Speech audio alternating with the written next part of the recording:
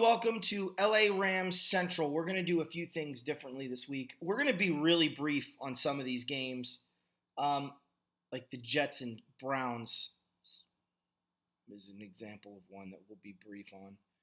They played, the Jets won next game. No, not that brief, but brief. But what I wanted to do is I wanted to start with the Los Angeles Ram game. Instead of saving that one for last, I wanted to start that one off first. So, Eric, we were talking back and forth during this game, and you said something that I really just fundamentally disagree. I believe the opposite. You had said that this was a really bad loss for the Rams, okay? I personally look at it differently. Give your analysis on this game. I'll give mine. Then we'll do a consensus analysis on what we saw and kind of moving forward, and then go from there. But why don't you go ahead and start? All right. Well, as I mentioned, turnovers were going to be a big thing. I said the Rams were going to pull away in the second half.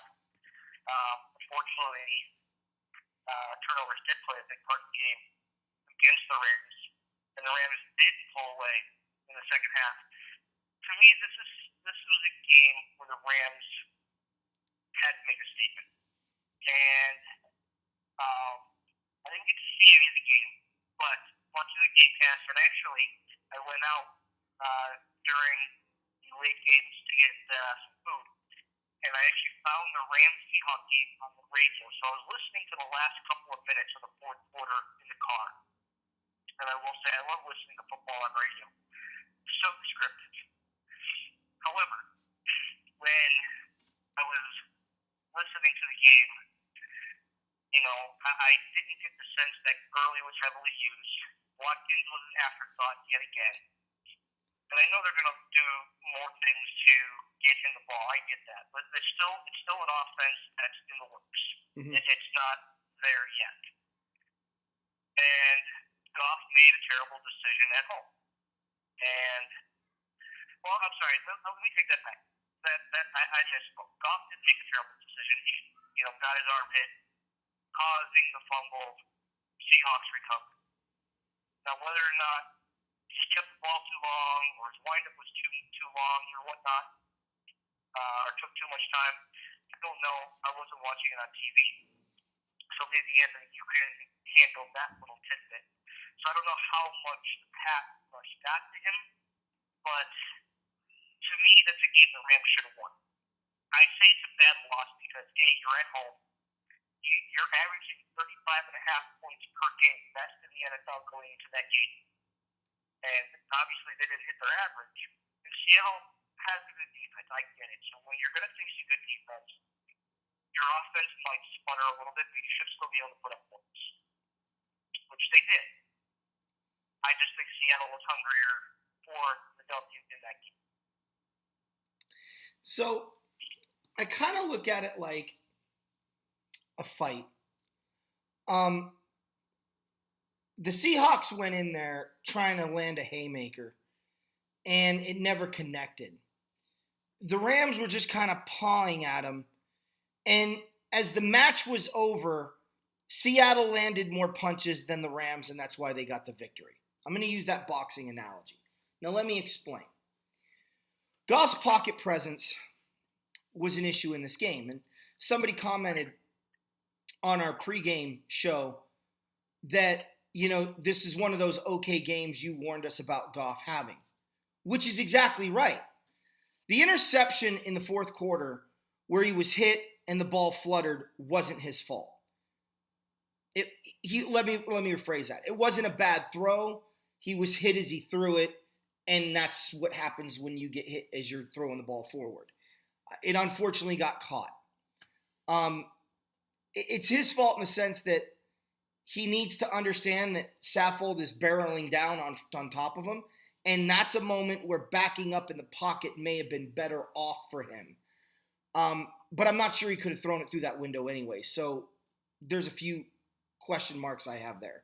The fumble was, yes, him taking too long.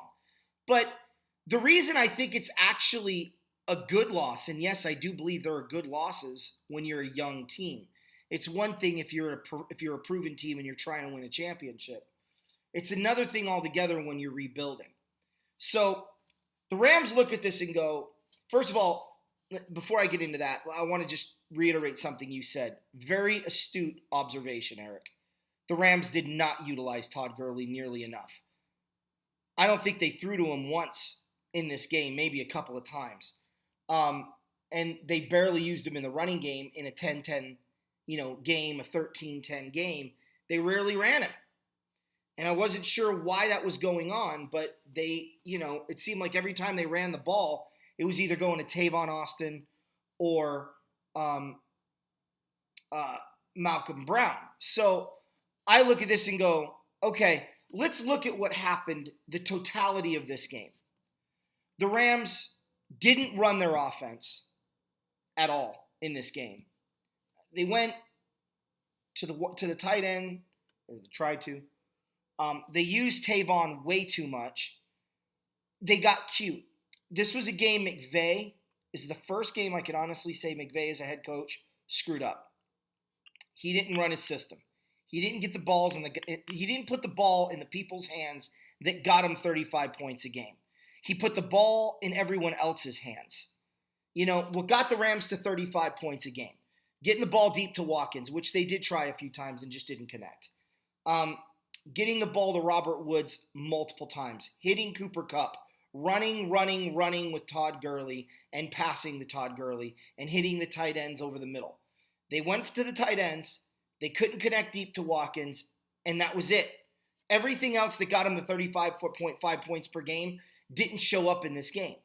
So now I look at the totality of this, and here's why I say it's a good loss, okay? And I know what you guys are thinking out there is like, no, you can't lose a home game in the division to a division opponent. That's a bad loss. Here's why it's not. You got to look big picture. Todd Gurley is not going to fumble the ball going into the end zone very often. The place kicker, Greg Zuerlein, isn't going to miss field goals consistently. And he was 1 for 2, and his second attempt, he never got a third one. Cooper Kupp is not going to drop that diving catch in the end zone very often.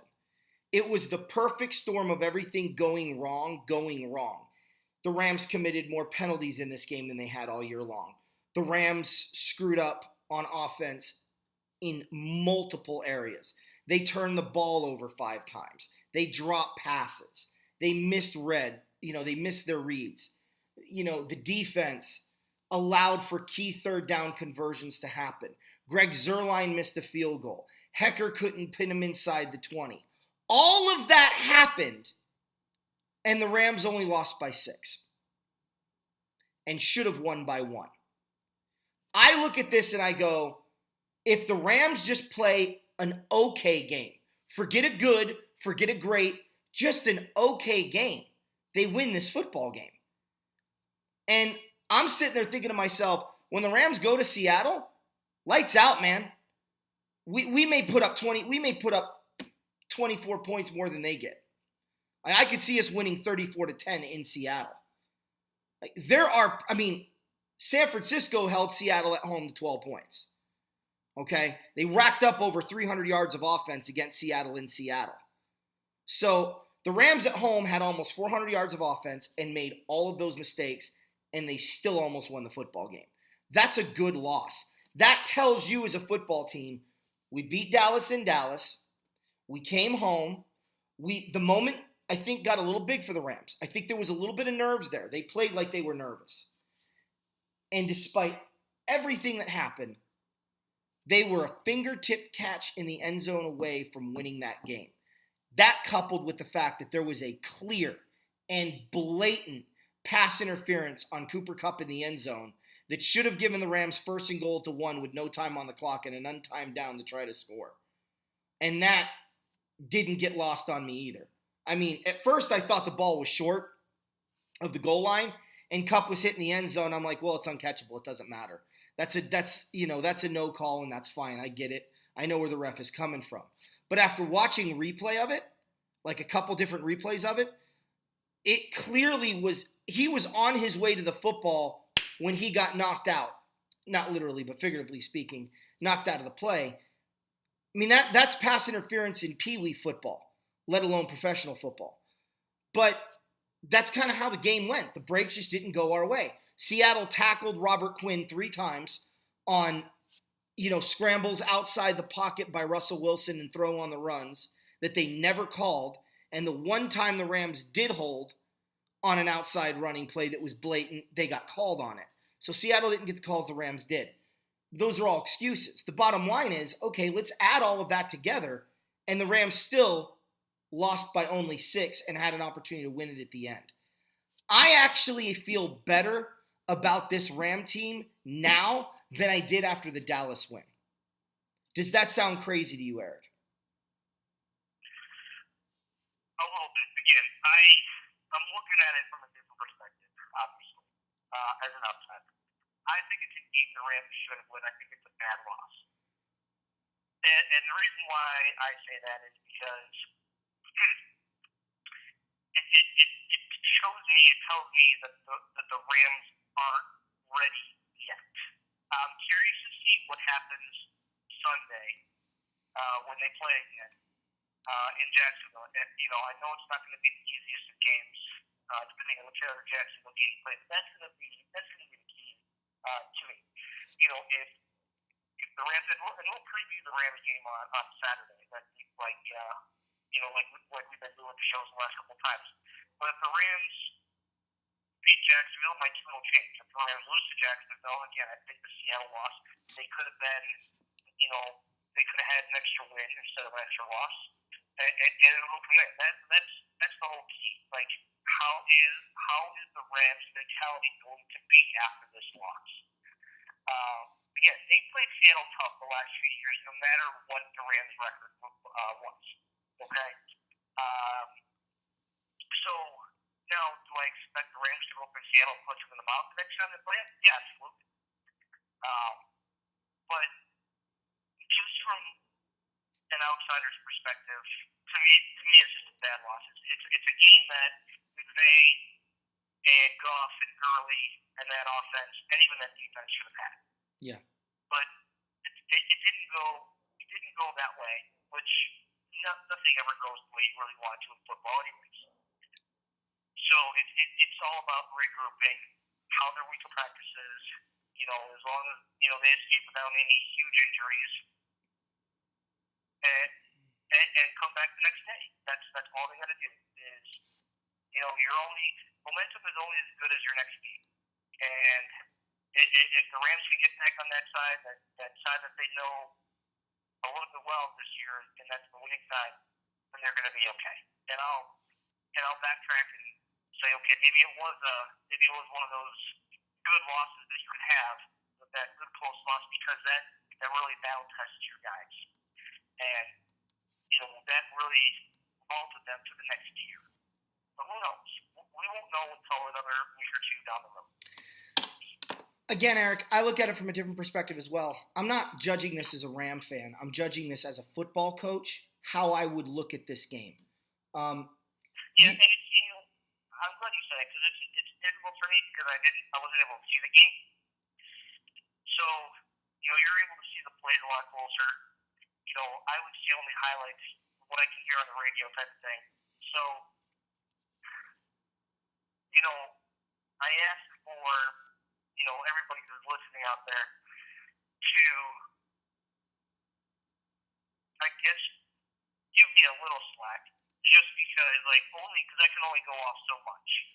Well, I don't have where I can get every game like you can, but when I do get a Ram game, I will watch it now because of the show that we get. Yeah. But I can only, there's only so much that I can see and follow, because I won't see the grinding out the plays. You'll see the highlights where, oh yeah, there's a deep long pass from Goff to Robert Woods, or there's a big long time early run. Yeah.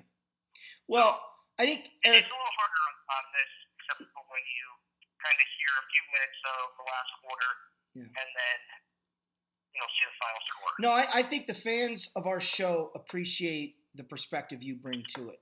You bring an outside perspective. You bring a fan and an analytical perspective, like an analyst perspective, sorry. And I come at it from a coaching perspective who happens to be a fan of the Rams. And I think that's why people like our show so much, is that we are honest and that when we look at things, we don't look at things like the traditional fan. We have very unique perspectives coming in. You put your analyst hat on with your degree that you have in broadcasting. I put my coaching hat on with 15 years of coaching experience behind me. And we happen to cover the Rams and watch other teams and analyze them as well. So I think the fans, should give you slack if they're not. But I also think that the fans do give you slack because they do understand not everyone has DirecTV. Not everyone's going to have Sunday Ticket. And you live in Chicago. And you're doing the show. So you can only cover what you can cover. You're really good at looking at statistics. Like I said, I really thought it was brilliant. You said, from what little you've been able to look into, the Rams really underutilized Todd Gurley. You couldn't be any more correct. So that just goes to show you that you do your homework, Eric. So I don't think you have to ask for that kind of forgiveness from the fans, because I do think by and large our 920 subscribers understand that. And hopefully we'll have more as the weeks go on, which, by the way, we're up from 880. So I'm really excited. That's over 40 subscriptions in 4 weeks. That's almost 10 a week. So I'm very happy about that. But I just look at it differently, though, and I look at it differently from you. From an analyst standpoint, you're 100% right. This looks like a bad loss. This was the game that everyone was ready to jump on the Rams bandwagon, and now they're off. And I'm looking at it from a coaching perspective going, okay, I said we need to be 3-2 at this point in the season before the year started.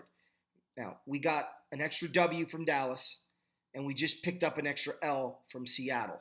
The L from Seattle is correctable. That's what I love about this game. All of the mistakes, everything that cost them this game, they are all correctable within the week. And I've talked to a lot of people, and they're like, I don't know who to pick, Jacksonville or LA. That's going to be really tough. Here's my simple question, and I'm asking you, and I want your immediate answer, rapid fire. Could Jacksonville go into Dallas and beat the Cowboys this year? Yes. Okay. Is Jacksonville's offense better than Dallas's? No. Is Jacksonville's defense better than Seattle's? Yes. You really think so? I think so. I disagree. So now you have name recognition with Seattle, and I get that. They have a lot of high-profile team players on Seattle team, but they're also getting older, and Jacksonville's defense is a lot younger. Name a Jacksonville defensive player. Really, I can name one, and I watched the game on Sunday. Ramsey, Bouye, Calais Campbell. Okay, I can name more than one, but Jalen Ramsey was the biggest name there. They're like a no-name defense that is somehow getting it done, especially their pass team. And I like their pass team more than Seattle's pass team. Okay, well, they haven't played anyone. And yes, I know they beat Pittsburgh, and the Steelers are a joke this year. I told you that. I had a bad feeling about that game.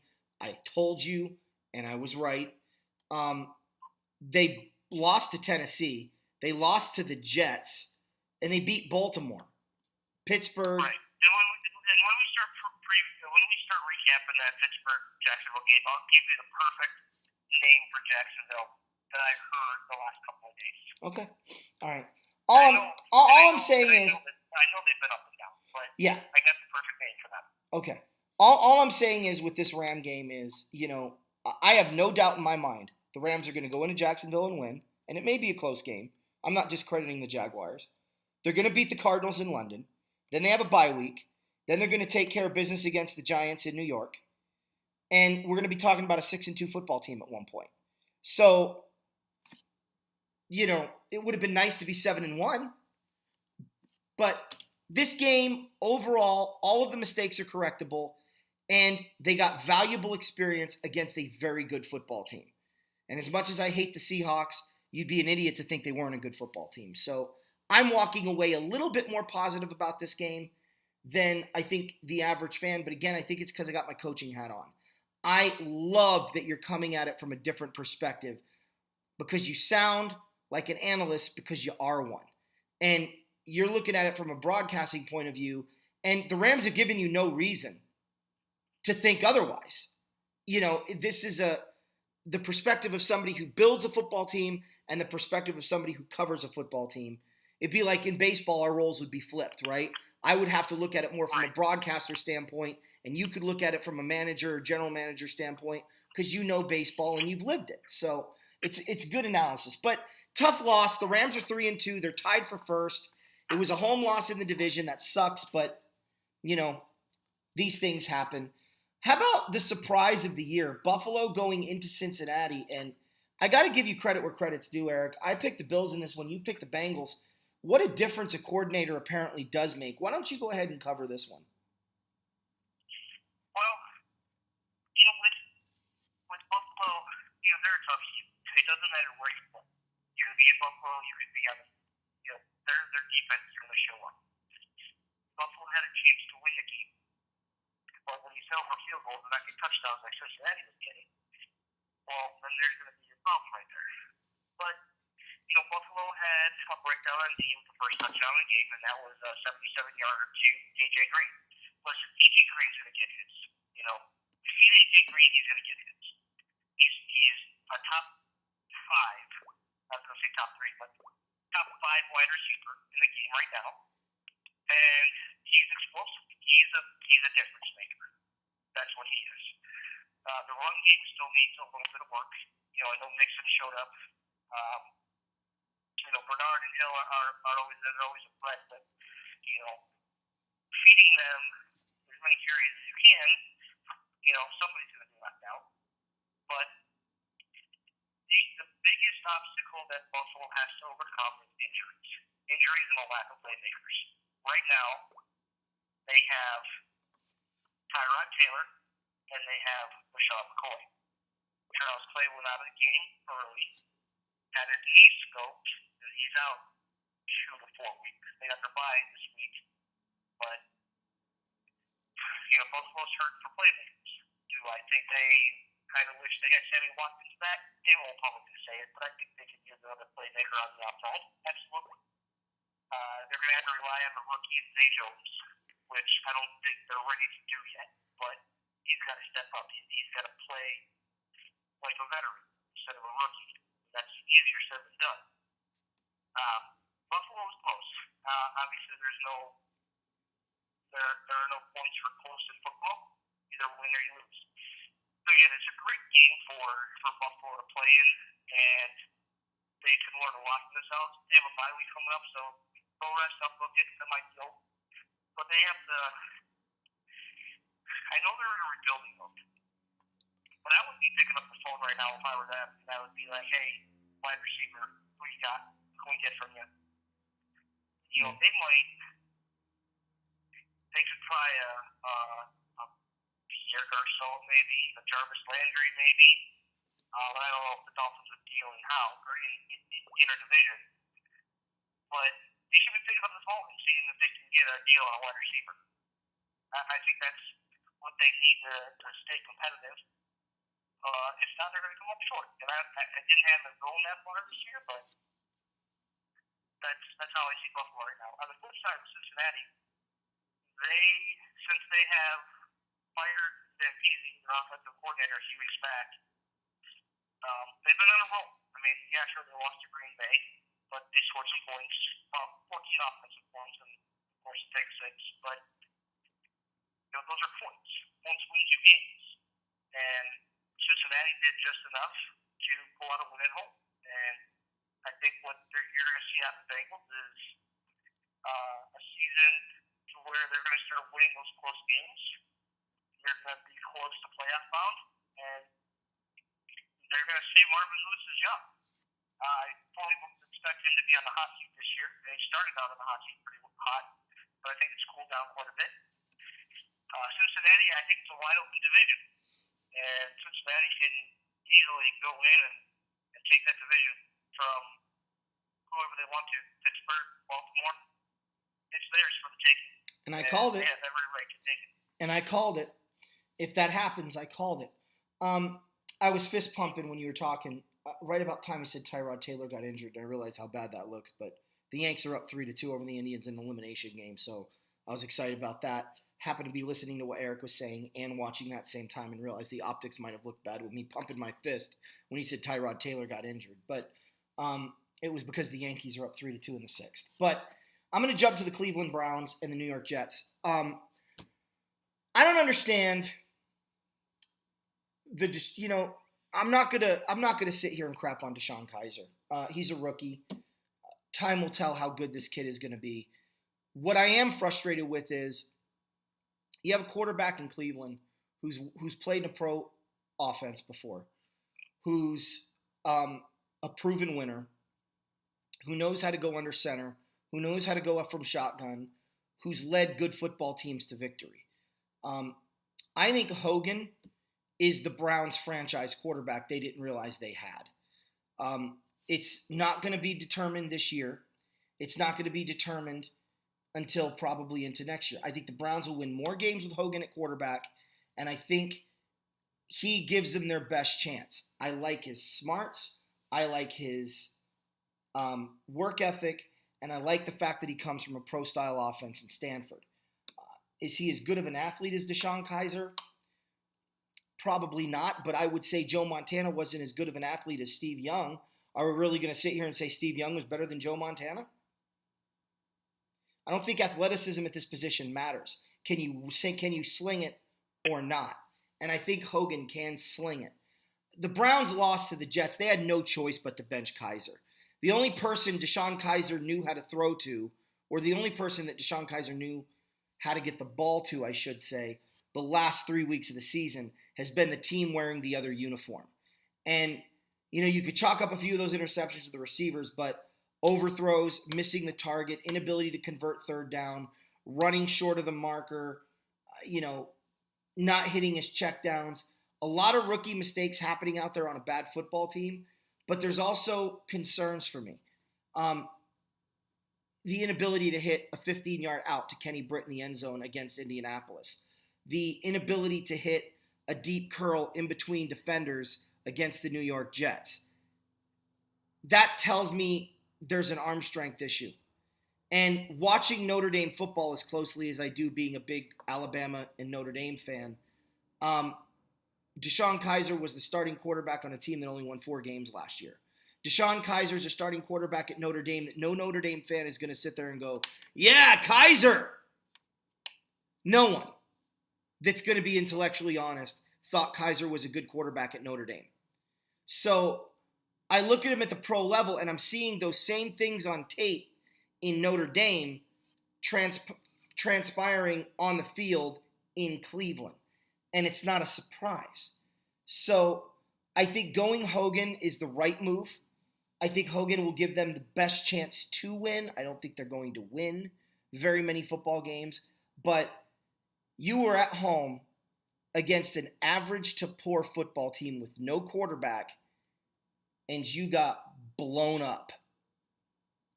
It's a bad loss for Cleveland, but you know what? Here come the Jets in this division that everyone thought by now New England would already have clinched.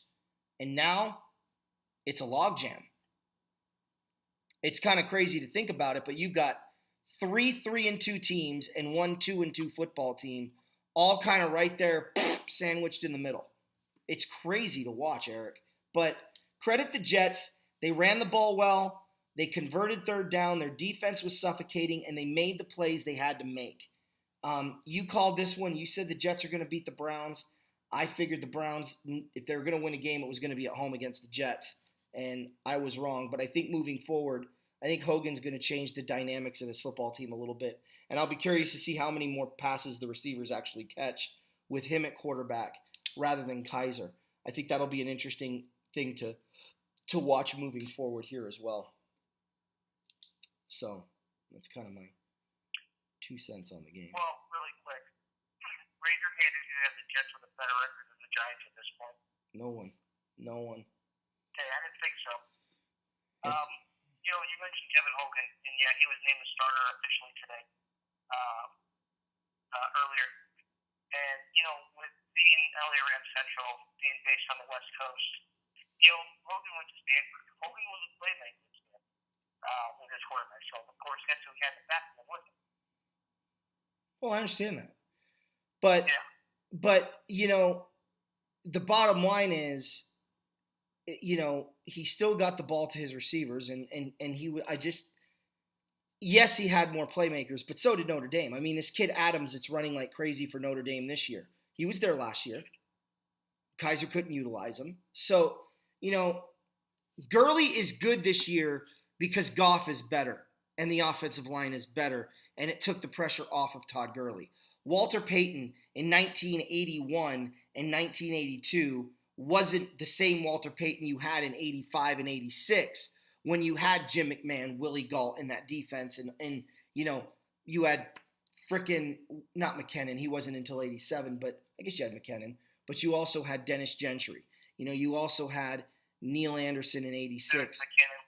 Yeah, what'd I say?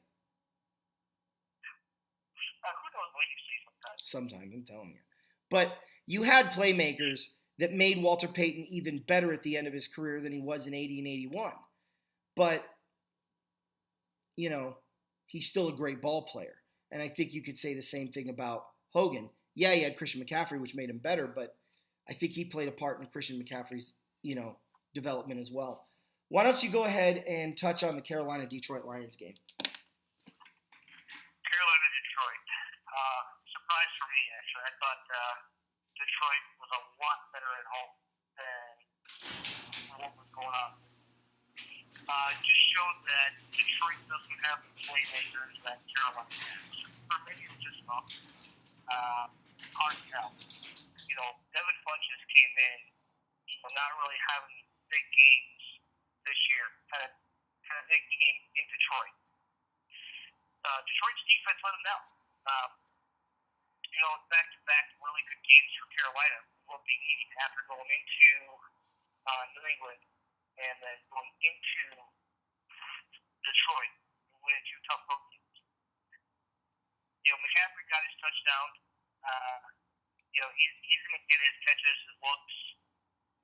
Benjamin had a decent game, but the one guy who came out of nowhere, and I mean nowhere, because he isn't the same type of football player that Greg Olsen is. And I would have hated to see what Greg Olsen would have done this game. But Ed Dixon had 175 yards receiving. Where in the middle of the football field is your defense, Detroit? Yeah. Where? And when you're throwing to primarily Golden Tate and Mark Jones, they're not Bryson Taylor, but they're household names in the Michigan area. If you play fantasy, you know who those guys are. But man, with a tight end in Detroit, please step up. Eric Ebert has all this talent in the world, and he has been non-existent for about 3 years now. Everybody talks about him finally breaking out. And you could probably leave him wide open, and Stanford still didn't look his way. No. And I know they're trying like all ahead to get that running game going with Dulin and Zach Zenner and Theo Riddick. But, find yourself a workhorse. Think about drafting Nick Chubb out of Georgia next draft. Let him be your bell cow. Yeah. I mean, because you're not going to be bad enough to get Saquon Barkley on Penn State. I mean, you should be looking at not only offensive line, but you should also be looking at running back. Get a playmaker on your team. So for me, that's a bad loss for Detroit. They should have been able to take care of games that game at home. But give Carolina credit. Cam looks healthy. He is starting to hit his targets. There he's throwing the ball. And when you're wide open down the middle of the field, and it doesn't matter who you have out there. That Herman Moore could have came out of retirement and put up 150 yards in that game. Yeah. Not against Detroit.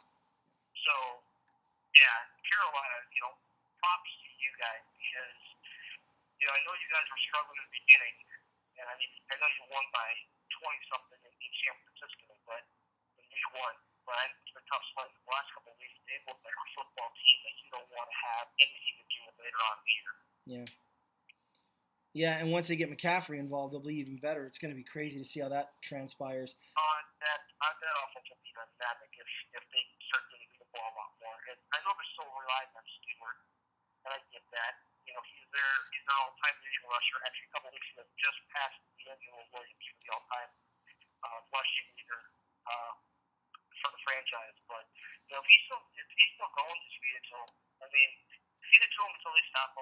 then as soon as they're all banged up trying to tackle him, you got McCaffrey in and out like a jackrabbit. He's gone. Touchdown. He looks like he's 12. Looks crazy young. San Francisco at Indy. I'll cover this one. Good football game. Was a good football game between two bad football teams. I'm looking at this going, San Francisco's best chance to win a football game was against Arizona and against Indianapolis. Now they get Arizona one more time, but if they don't get a win here against Arizona in the future, I honestly don't know where the 49ers pick up a win. I think right now, I'll pick the Giants to win first. I'm looking at this and I'm thinking there are two teams that are watching right now very intently. The 72 Dolphins are hoping to pop their champagne, and the 0-16 2006 Lions are hoping to pop their champagne as well, because they're like, come on, everyone that plays the Niners. They don't want to be the only 0-16 team in NFL history, and they're treading that way really quickly. I credit Indy for the win, but this was a game the 49ers shouldn't have lost. It went into overtime. I believe it went into overtime. And yeah. So you got to credit Indy. They're a tough team to beat at home, and it doesn't seem to matter who the opponent is. So, they rebounded after giving up 46 points, last week. And then they come in here and they put up 23 and hold the 49ers, or 26, whatever it was. So I give a lot of credit to Indy. They're still a very bad football team, but now we have to watch them play on Monday night. Gag me with a fork. But at least, and they're on the road to boot. But hey, at least they got this win. You know what? They're in the division race right now, so people can at least hang their hat on that. I'm going to let you talk about this game, but I just have one thing to say about the Tennessee Titans and the Miami Dolphins. This is the second time in 5 weeks there has been a clear and obvious forward pass that's been ruled a fumble for a touchdown. Now, you went on a rant about the booth review people in New York. I don't know how you can sit there as a professional analyst and watch Kirk Cousins throw the football, watch it get batted back in his face by Fletcher Cox, and then sit there with certainty on your face that was a fumble. You're a joke. Stop your profession. You suck at your job. Don't ever announce another game again, because you're incapable of looking at a monitor and seeing plain as day obvious footage of a forward pass. Now we fast forward to week 5. Matt Castle clearly threw the football. It was an incomplete pass. It was an incomplete pass in the 1890s when Yale played Harvard. But somehow, these jackwagons, for a second time in 5 weeks, and it cost them the game, just like it cost the Redskins. You can't have a comeback drive when the second down pass is ruled a fumble return for a touchdown when it should have been 3rd and 10. And you certainly can look at this and go, Tennessee wins this game 10-9. If it wasn't for this absolute boneheaded call made by the official. I don't know how that's not a forward pass. I don't know how Tom Brady's fumble wasn't a fumble against the Raiders in the playoffs, and I don't know how this pass wasn't a fumble or wasn't an incomplete pass. I don't get it. I don't understand Dez Bryant's no catch that was a catch in the playoffs against Green Bay. I don't understand what these a-holes are looking at, because it's not the game film. They're not watching the football game. And this is why people really believe that the NFL officials are betting on games and reffing the outcomes according to their gamble that they made in Vegas. And it's really hard to argue against it. That's not a fumble. It's an incomplete pass. It always has been. There. I said my piece. Take it away. As I set up the show, want to pick a team that had a backup quarterback, and they went against one I said twice actually, 2 out of 3 times to be exact. Yeah. So you can't let the refs decide, and that you can't all expect the replay to always be in your favor either. But when it's clear and obvious, Eric, when it's clear and obvious. I understand. I get it. But you can't put yourself in that situation. True. Yeah, I know. How do you not do that? It's a good question. I have the answer. I do it. But that's a bad loss because they are hurting for Mariota to come back, and he's questionable for their next game. The Dolphins don't look good either. I just hope Tennessee can rebound. The Dolphins are in a world of hurt. Finally they were able to win a game in front of their own home fans for once. I'm sure that was great for them. But when officiating decides the game, kind of like you did Monday night, it's really hard to win against the officials.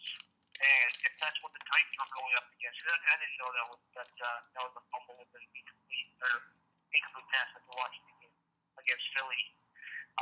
But once you're playing against the officials, it's usually hard to pull off a W. Yeah. No, I hear you.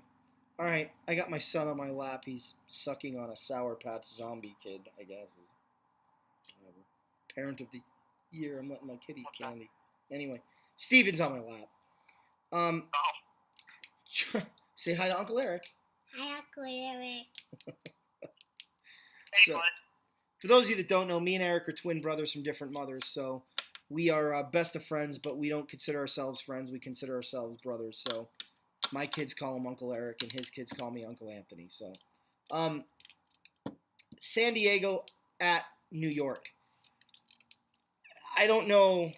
I mean, there's not a lot to say here, Eric. You lose your entire football team with broken legs for the season.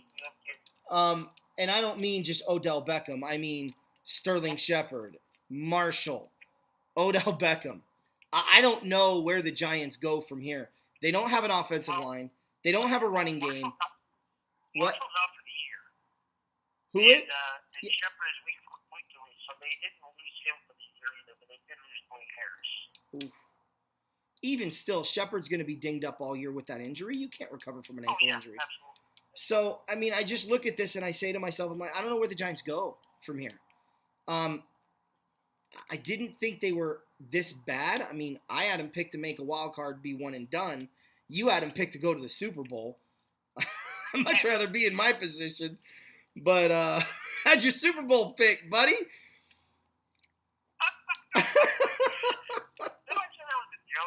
Yeah, well, yeah, it was a joke because this team's a joke. Look, you got the lead 27-22 or whatever it was. This is just a bad loss for the Giants. I'll give the Chargers credit. To go East Coast to West Coast and win is one of the hardest things to do in football. You don't realize how much fatigue that does on the body, but San Diego went in there and they got the W. And in the end, that's garbage is over there. Go throw it away. In the end, yeah. Let me ask you this in regards to the Giants. Here's the rest of their football schedule for the year. You tell me where you see a win. At Denver, Seattle. They might be able to beat the bye week. The Rams. No. And the Niners. Stop it. Kansas City. At Washington. At Oakland. Dallas. Philly. At Arizona. There you go. And they finish up the season with Washington. They'll beat Arizona. All I can see them is beating the Niners. Niners or Cardinals. I think they could beat both of those teams. I did not see this coming to the Giants. No. 2-14, 1-15. No, I didn't see it coming either. This is bad all the way around. For them to have a worse regular season than the Jets, if it comes down to that, when when the Jets actually basically said, hey, without saying it, hey, we're taking the season, and the Giants get a better draft pick than them, can you imagine if the Jets were like, yeah, we can't even be the worst team in New York Yeah. or New Jersey? Yeah. No, I agree. And you know, the Chargers for me though, you know, you're sitting here at 1-4, and you could sugarcoat this all you want. And I'm saying this as an honest fan. When the Rams were 3-2 after losing to Buffalo, and I went to that game, I remember the drive back. I was talking to my father, and I said, you know, the worst part is, like, it's bad enough that they lost this game the way they did. But this team has a history of playing down to their competition. And the Rams should have beaten Detroit. They were a better team than Detroit. They didn't. They didn't beat New York. I mean, that's where really that began the losing streak, the Buffalo game. I knew how bad the Rams were after we beat Arizona in Arizona and went to 3-1. The problem I have with a lot of these Charger people, and I'm mainly talking the people in the media, is they don't seem to get how bad this football team really is. Melvin Gordon isn't good. Phillip Rivers is old. Their wide receivers resemble that of brittle peanut butter. There isn't Antonio Gates just turned 397 years old. I don't know, like, you know, congratulations on breaking the record, but they're the geriatric football team. So, you know, for the Chargers, you get this win on the road, but I don't see very many wins for the Chargers this year either. And I think that this was really a battle of two bad football teams. And, you know, I think the Chargers made a mistake in winning. You just allowed the Giants to get a better draft pick. Now, I say that as a fan. As a coach, you damn well better win that one, right? So the Chargers did, though. And again, they had every reason to lose it. East Coast to West Coast, or West Coast to East Coast, playing in the morning, rough game, but hey, they got the W. Arizona at Philly.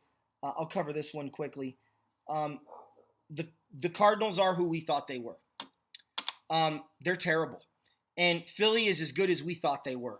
I'm actually looking forward to the Thursday night game. I'm not going to watch it. I've got other things that I want to do.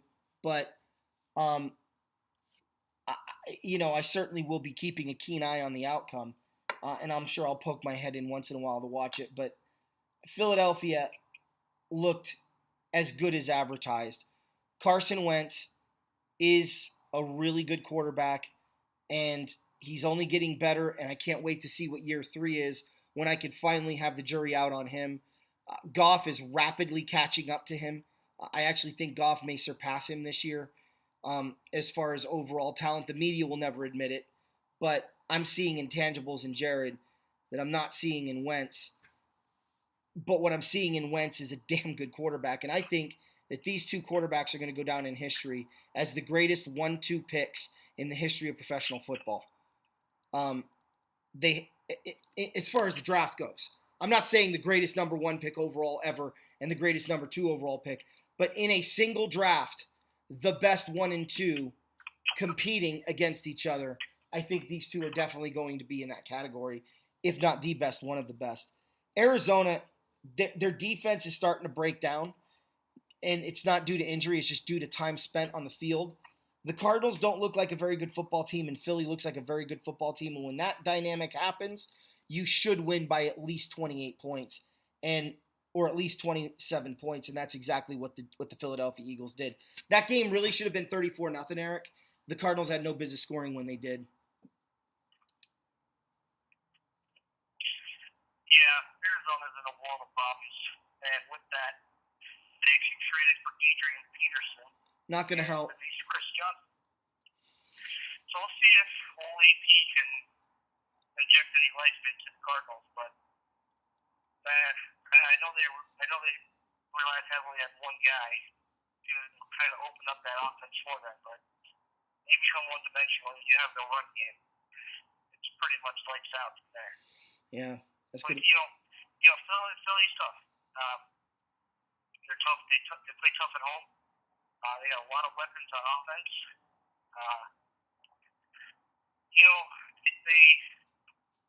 They fill up the stat sheet, but there's still one guy who still hasn't fully taken over on that offense, and that is Alshon Jeffrey. Trying to make a mark, trying to recoup that value. He signed a 1-year, $14 million deal. He could have been franchised for like $14.5 million, but he's trying to bet on himself, and right now it's failing. And so, they have a pretty dynamic offense, and Zach Ertz is becoming one of the top tier tight ends in the league for a reason. Yeah. Him and Wentz have ungodly chemistry. Well, think about this, Eric. Think about this. The Eagles. And really quick, wide receiver you really don't see coming out of anywhere. They still fill up the stat sheets. You picked them up today in fantasy. Yeah, Aguilar. As soon as Jordan Matthews was straight to Buffalo, that opened up a whole new world for him. Mm-hmm. And he's probably the happiest wide receiver on the East Coast right now. Yeah. Yeah. I was going to say the Eagles did all of this without Fletcher Cox.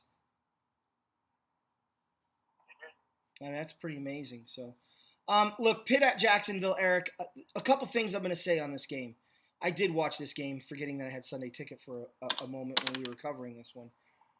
Stadium was as empty as I thought it would be.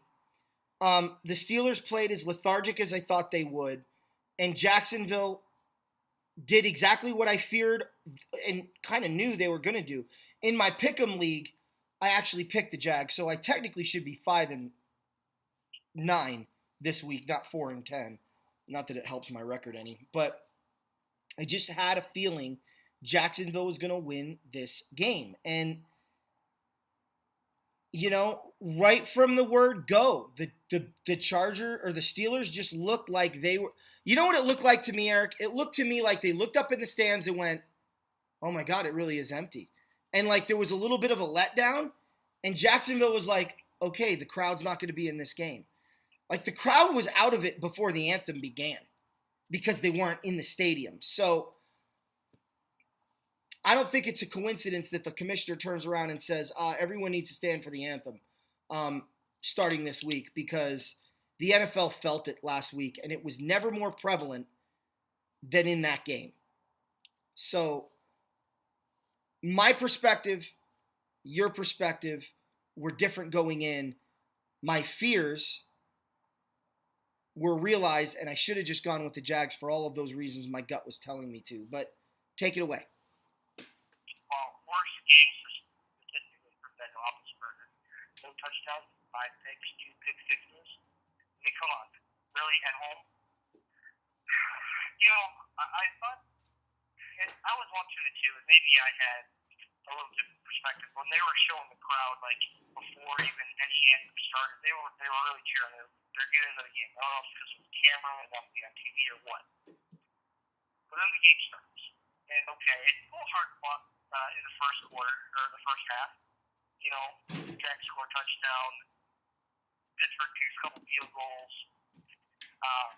And I can't remember if it was 7-6 at the half or 9-7 at the half. Or if it was like 10-7 at the half or something, or 10-6 or whatnot. But it was close to that. And Fournette is a real deal. The perfect name I heard this week about the Jacksonville Jaguars is their Jekyll and Hyde team. You don't know what team you're going to get on any given week. And here's why. It's really simple. Next season, Blake Bortles will not be their quarterback. They will have a new quarterback, whether that be Kirk Cousins, whether that be somebody else or a draft pick. It ain't going to be Bortles. And I can tell you, it's probably not going to be him.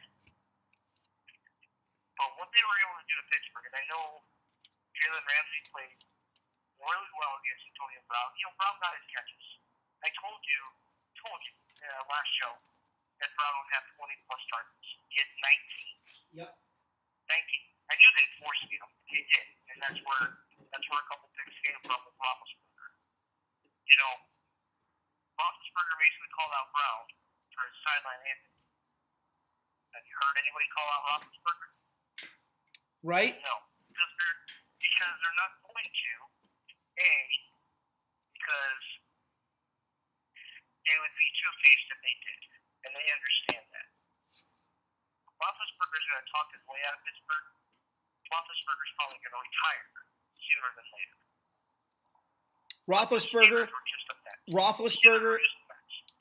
Roethlisberger should have retired this year. I'm telling you, I've watched Steeler games this year by default because I had Big Ben as my fantasy quarterback. He's done. He is Johnny Unitas in a San Diego Charger uniform right now.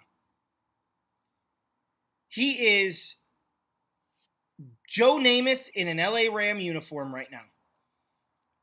He is Joe Montana in 1994. That was still a good Kansas City team. They made the playoffs, but he was done. Yeah. Peyton Manning. Yes, I'm not disagreeing with that, but he was done, and he should have retired after the Buffalo game in the AFC Championship game in '93. Look, Peyton Manning won a Super Bowl his last year. Peyton Manning came back a year too. He was in the league a year too late as well. I would say a couple years too late, but certainly he shouldn't have been there the year they went to the Super Bowl and won it. He wasn't the same person. Not the difference between the Kansas City team and Denver is they had a defense. And Pittsburgh's defense has been riddled this year by opponents left and right. Baltimore at Oakland. My Super Bowl pick is rapidly reaching New York Giant territory. Is Carr coming back this week? I've heard yes. Okay. Because it's desperate. This Oakland team, to lose at home to Baltimore, now that's a bad loss. That is the definition of a bad loss. You were at home. A team traveled from the East Coast to the West Coast. You have better weapons than they have on defense to cover your weapons. And you have Marshawn Lynch to hand the ball to. And the best offensive line, supposedly, in the AFC. And you got destroyed by an inferior football team. That is the definition of a bad loss. I understand there was a pick six in there. And you take that interception away, and it's 17-17. But you know what? It's still 17-17. And you know what? If we're going to play the, take that interception away, okay, then let's go to Super Bowl 14, please. And let's have Vince Ferragamo see Billy Waddy in the post route so we can beat the Steelers and become Super Bowl champions in 1979. And finally, after over 200 times of watching Super Bowl 14, I can celebrate a championship. But guess what? This is called reality. That doesn't happen. He didn't see Waddy. He threw to Ron Smith, and Jack Lambert intercepted it. E.J. Manuel did throw the pick six, and they lost 24-17 to a bad football team. Not much to say here. The Raiders proved over these last 2 weeks they are only Derek Carr, sorry. Which one is it? It's Derek, right? Yeah. They're only Carr on offense. That's it. They're nothing else. Without him, they are a losing football team. And that surprises me because I thought they had better weapons than that. Take it away. And then you've got Green Bay, Dallas. Yeah, I want to know what Oakland's offense is without Carr. Amari Cooper, one catch, 8 yards. Where you have to show up. I know Crabtree's back. He put up a better statistical game, but you need to show up. You need to be there for your quarterback. Now, I know your quarterback, C.J. Manuel, and he's a backup for a reason, but you still got to be able to show up. Joe Flacco had a field day against that offense. Oakland could win the rest of the regular season games, but his their defense that's going to prevent them from winning the Super Bowl this year. Well, But if Flacco finally looks on point, they still need these ground game going. Looks like it's Jamorius Allen. He's going to, the main back going forward. And, Mike Wallace is good for running bursts. He's not going to go over the middle. He's not going to do a pro route. He's not going to do a slant. He's just pretty much going to go vertical. And when he goes vertical, you get him too long to do that secondary. And he's got him a couple of times. And then Macklin finally got involved. So, it was a good win for Baltimore. They have a bad loss for Oakland. Baltimore gets to go home next week. So, they face a rookie quarterback. But, Baltimore, I can see Baltimore using this game as kind of okay. We got it back together after a lackluster 2-3 weeks. Let's go get them. And, they must be fighting with Cincinnati for the rest of the year. they might be, because I think Pittsburgh's going to fall off the wagon. Green Bay at Dallas, I don't know what to say here. The state of the NFL for me is in bad position. I don't understand how a team with a Pop Warner offensive line, no talent in the backfield at all, one wide receiver, and a quarterback can win a football game putting up 35 points, mind you. This is not good for football. Green Bay winning this game, forget that it was Dallas. Winning this game on the road, under the conditions in which they won it, it's bad for football. Because now, as a GM, as an owner, we need to go get this running back. Why? We need to go get this offensive lineman in the draft. Why? Green Bay can win without any of those things. We don't need to spend money, first-round money, on these players. Get yourself a quarterback, and that's all you need. That's bad for football. This is supposed to be a team game. How Dallas allows Green Bay to do what they did and lose that game at home, it's awful. It's bad enough that these two teams played each other because we don't like either one of them. But it's another thing entirely because I'm going to say right now, Green Bay fans think they've got the best team in football. Eric, this team is going to get destroyed in the playoffs. And at this point, I'm convinced they're going to make it. And when I say destroyed, it's an exaggeration. They're going to lose, though, in the first round. They're going to host a playoff game and lose it. Because you cannot win in the postseason with this method. Am I wrong? No. Green Bay has been there before as far as their team being like this before. And they have not gone far. Part of the reason why Aaron Rodgers has only won one Super Bowl. But you give one of the best quarterbacks in the game time on the clock at the end of the game, he's going to make you pay. Elway did it. Montana did it. Young did it. Marino did it. Jim Kelly did it. Eli and Peyton did it. Rodgers is no different. Okay? Yeah, Rodgers makes everyone around him better. Now, for running backs, as far as that goes, with an offensive line, I mean, when you are running behind a makeshift offensive line, rough shot offensive line, I don't know how you do it. Maybe you're just expecting pass 60 times a game for Rodgers. I don't know. Devontae Adams came back to the team after being concussed in the Thursday night game against the Bears. He had himself a great game. Nelson wasn't out there for the final draft because he was nursing a leg injury. He said he should be fine, but who knows? Those things don't like to go away, when you like the team. But Aaron Jones looked really good, the running back. Who knows the type of cover he's going to get his job back now. So, how they do it, I don't know. It is amazing to watch. You can watch, all-time greats do what they do. It's like, you towards stopping Michael Jordan the last couple of seconds on the last second shot at him. You just knew what you weren't going to do. So that's how I view it. I mean, you're watching greatness. You can't deny that. But what the stuff around him is kind of laughing. Like Jordan Nelson's not laughing. Devontae Adams is coming in the zone, but everything else is pretty loud. So, Dallas, what I can't stand about Dallas just isn't the team, but man, that stadium when the sun shines, who designed that place? If you're indoors and you're looking back to the ball and you're looking into the sun to try to shoot your pass, there's something wrong with your stadium. Yeah. So somebody should be fired, whoever was there. I don't know. Not putting up kitchen windows or something. Yeah, no kidding.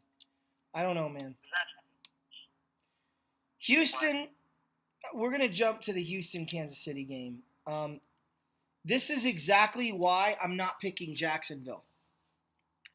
You know, we couldn't get that 57-14 game out of our head, or 21, whatever it was. We should have. They were playing a very good football team and a different football team. I dare say they were playing the best team in the National Football League, and they put up 42 on them. Now, credit Watson, he put up 34, and for the second week in a row, like a jackwagon, I don't start Watson, I start Roethlisberger, and it cost me the damn game. Your wife, who I play in fantasy this week, let her know I'm playing Watson against Cleveland. Good luck. Good luck. So, and I love the projection. Watson against Cleveland, 23 points. Who's doing these projections?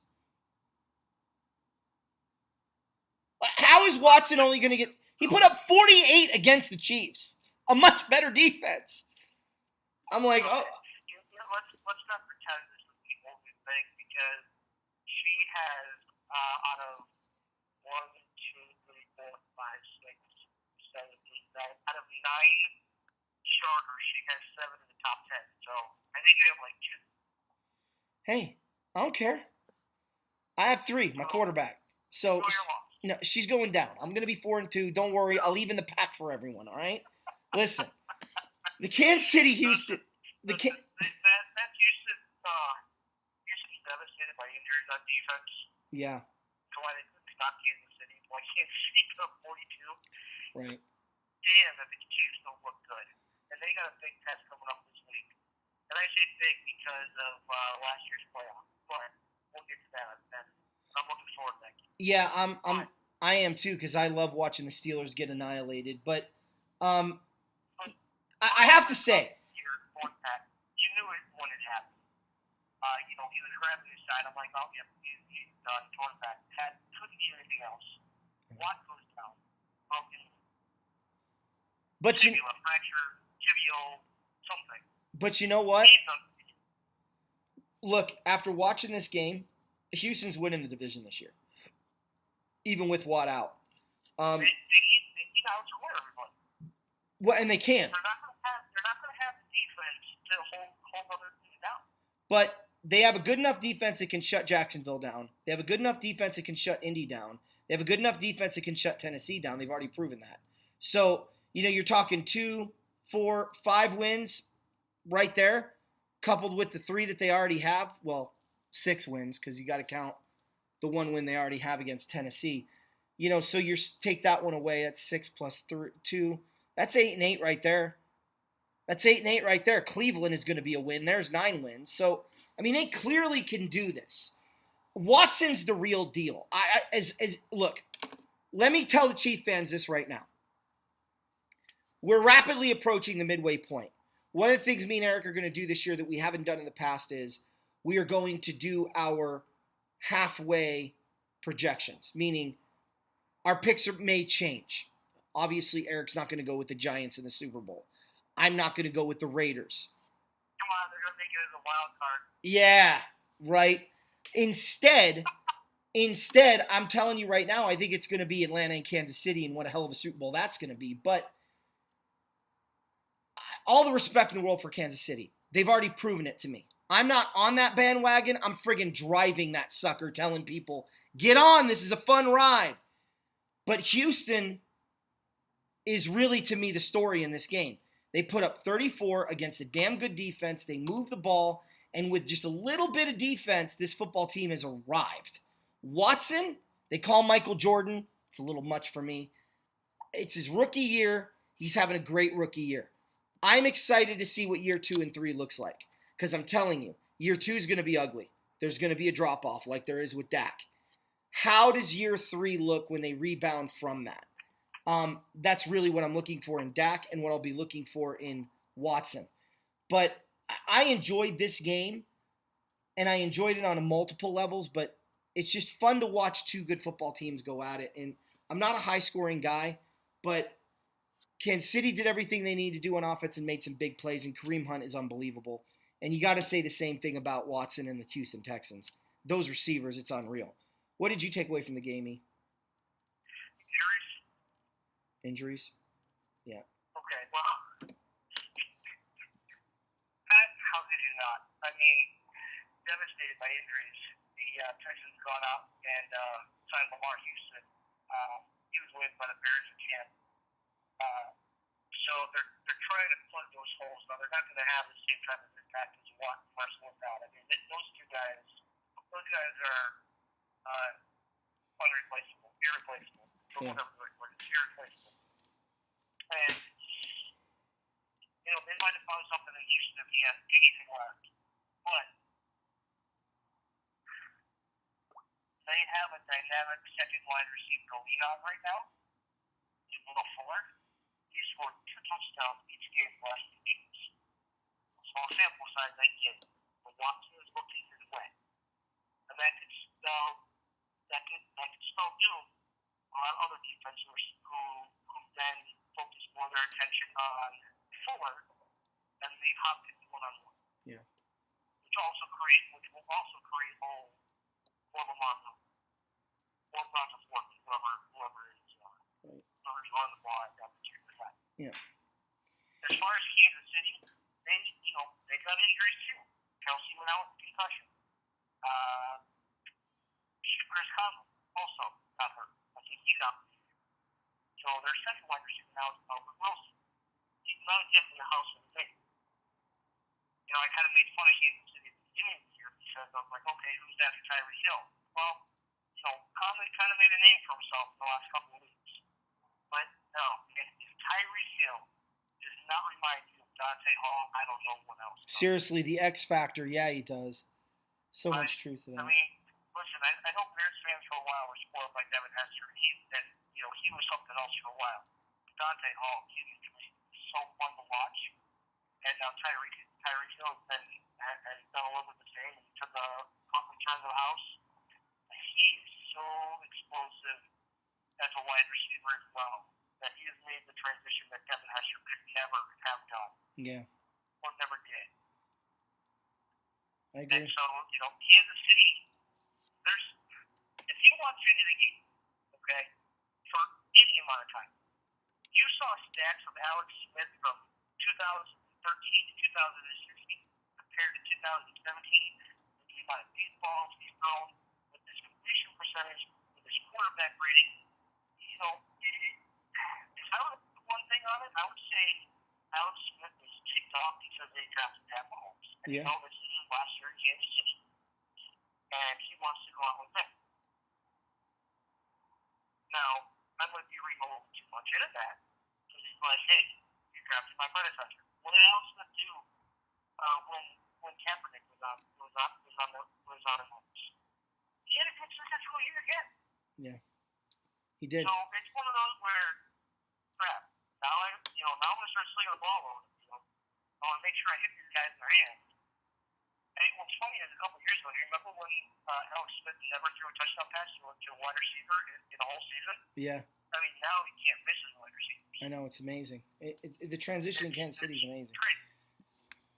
And I don't think he's going to be out. I think Kansas City likes him. I think Andy Reid likes him. He may be forced to go with Mahomes, but I don't think he wants to next year. But we'll wait and see. Well, you don't draft up for a quarterback to not play him. You can if you want to wait a couple of years. If the Chiefs feel like they can wait a couple of years. Okay, there's definitely some examples out there. Aaron Rodgers is one of them. Yeah. But Pat Mahomes nor Alex Smith or Aaron Rodgers. No, but he's playing like him right now, and he looks good doing it. He is. Minnesota. He's ridiculous right now. Yeah, Minnesota at Chicago. I told you Bradford wouldn't finish the game. His knee is like a wet paper towel. I wasn't joking. I expected Minnesota. Look, I'm done with Minnesota. Now, you could say what you want about Trubisky, and you're going to do your spiel on it, I'm sure. But the Vikings have proven two things to me over the last 2 weeks. They're a bad football team, and they're not as good defensively as everyone said they were. I don't think the Vikings will win 7 games this year. You had a rookie quarterback with no one to throw to and a running game that you had to focus on, and you barely won? Take it away, Eric. Barely don't win. Take it away.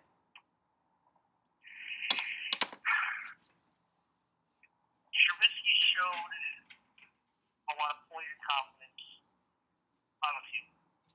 And I liked what I saw. I'm not ready to write off yet that, he's got no future in Chicago, because he definitely does. He was able to move that offense like Glenn was never able to do in 4 games combined. Okay? The game that they won in Pittsburgh against Pittsburgh was based on 2 running backs. 2 versus 11. Trubisky was able to get out of the pocket, create some nice throws, didn't make a rookie mistake at the end of the ball game. Okay? Happens to the best of everyone. But, and I told you that his security blanket was going to be Zach Miller. Okay? He made a couple of wide receivers look semi-relevant. And I say semi because there are really no relevant wide receivers on the Bears right now. Their defense let them down. Defense and penalties. I felt like they were playing against the refs all night. They had a nice Jordan Howard touchdown run called back by Holding.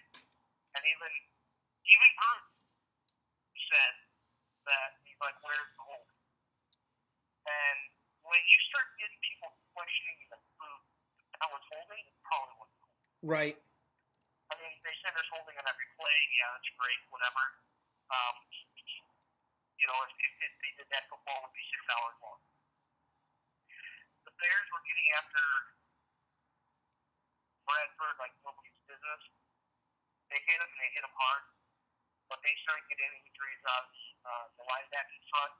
And they ended up having Christian McCaffrey call play toward the end of the game. When you're getting to your 4th and 5th linebacker calling plays, you're in a war. One of their big guys, John Keeman, linebacker, he got injured. So, that's why you saw McKinnon pretty much run wild. And Murray start running wild in the second half.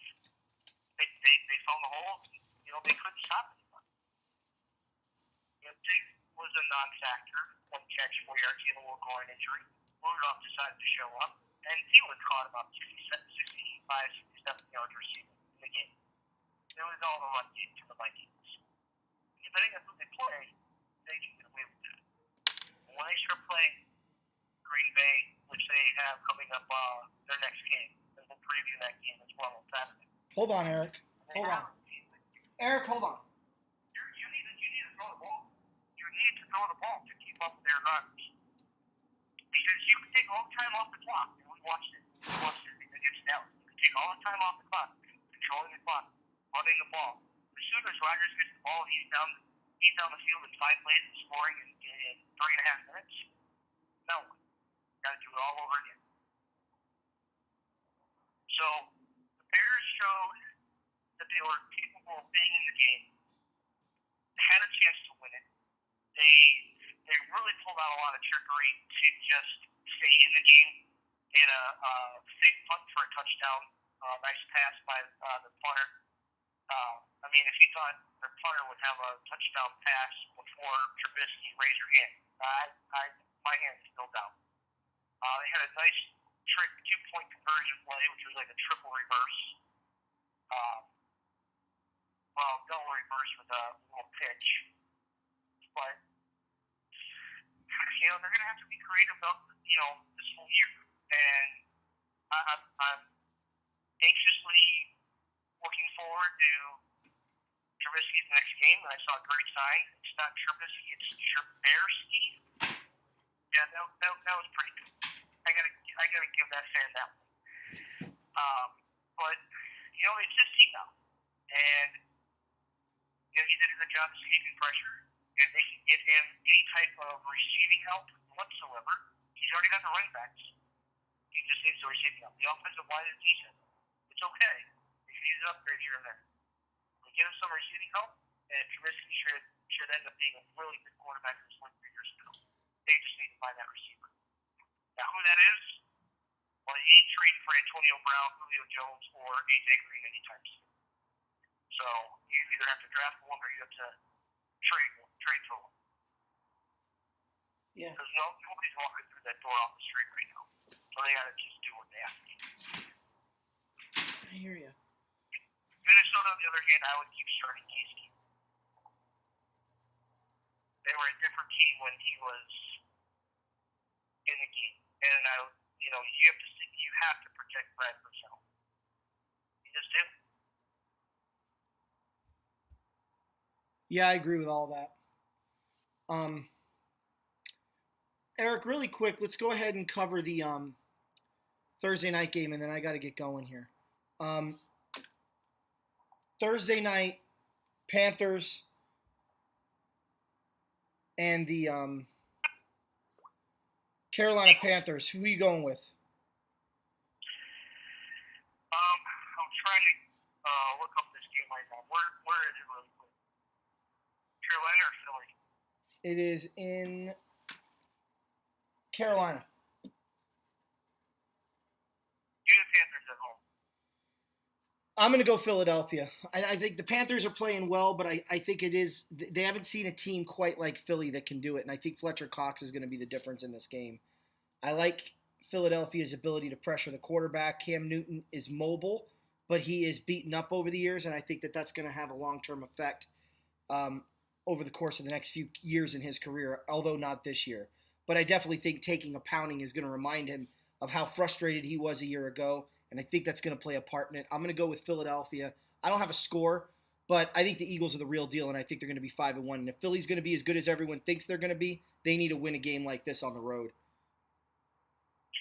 Yeah, this is going to be a really telling game for if Philadelphia is ready for the limelight. And obviously they're going to be on Thursday, so everybody's going to want to watch it. How does Wentz do on the road under pressure? No Smallwood again this week, most likely. No Lane Johnson either. Yeah. From last year, but I guess there's still a possibility he can play. But does Alshon Jeffrey finally get involved? Funchess and Benjamin, they held in check, or if not, does Dixon run wild again over the middle? Can Ertz cover? Luke Kuechly's back, so he should be able to cover Ertz if he's not rushing the quarterback. I see a close game. I see a very exciting game. Two hard-nosed teams going at it. And I think this is a game you're also going to see Cam run the ball a little bit more. I know Philly's defense is tough, but I think with him running the ball more, it's going to create a lot more holes for him to throw into, and for Stewart and McCaffrey. So I think you're going to see Cam Newton take off a few extra times this game. But I like the Panthers close. 3 or 6 points. Nice. There you go. 3 points. I think it's going to be a 3-point game for sure. I can agree with that. All right. We hope you guys enjoyed it. That's a wrap for LA Rams Central. Thanks for listening. And on behalf of me and Eric, well, at least me, go Rams!